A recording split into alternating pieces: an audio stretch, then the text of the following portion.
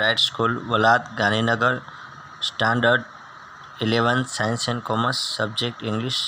Unit 3 Read 1 Females for Forestry.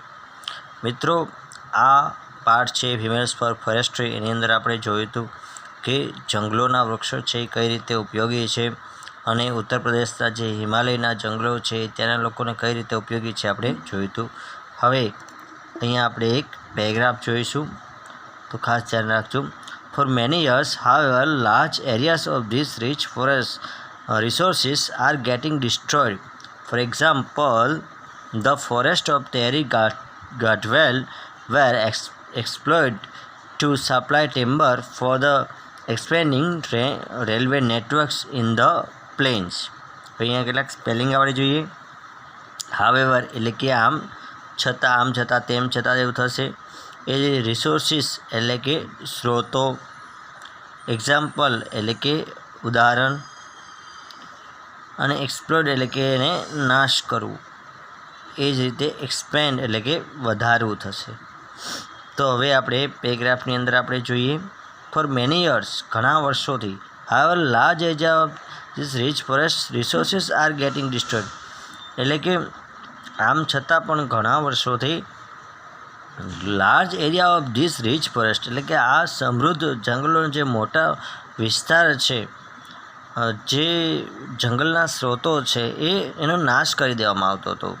ખૂબ જ જંગલો ઉપયોગી હોવા છતાં પણ જંગલનો મોટો વિસ્તાર છે એ દર વર્ષે ઘણા વર્ષોથી ટૂંકમાં એનો નાશ કરી દેવામાં આવતો હતો.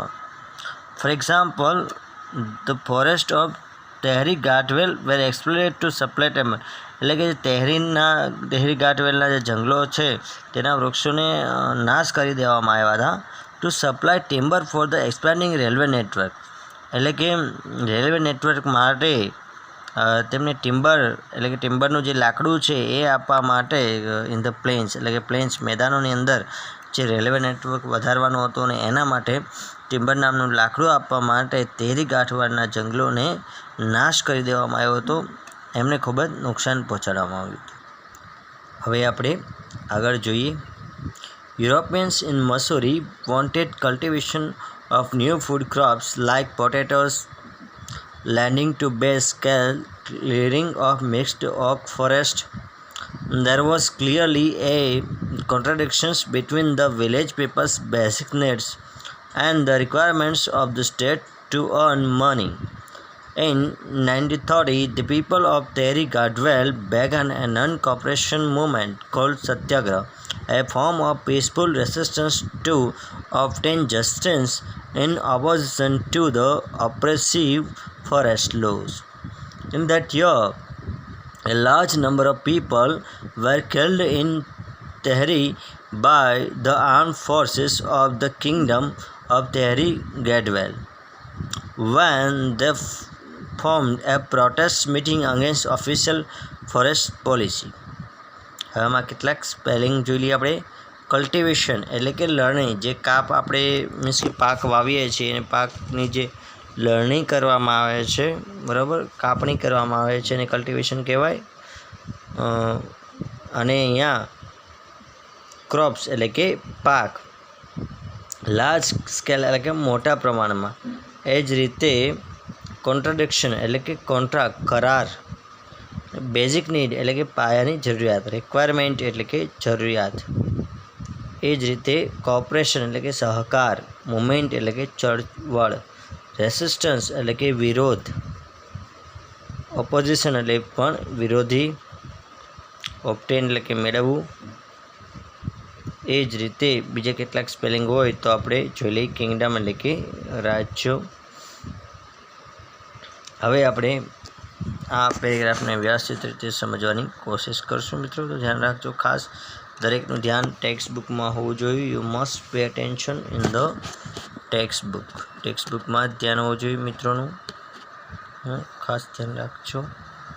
European in Mussoorie wanted cultivation of the food crops like potatoes એટલે મસૂરીની અંદર જે યુરોપિયન લોકો હતા એ લોકો અમુક પાકની વાવણી કરવા માગતા હતા જેમ કે બટેટા છે, leading to large scale clearing of mixed oak forest, અને એ બટેટાના પાકની જે વાવણી કરવાની છે એના માટે એમને મોટા પ્રમાણમાં જે ઓકના વૃક્ષો હતા, ઓક નામનું જે વૃક્ષ છે એનો ક્લિયર એટલે કે સાફ કરવા પડે એમ હતા, એને કાપી નાખવા પડે એમ હતા, તો જ ત્યાં એ બટેટાનો પાક વાવી શકે એમ હતા. There was clearly a contradiction between the village people's basic needs and the requirement of the state to earn money.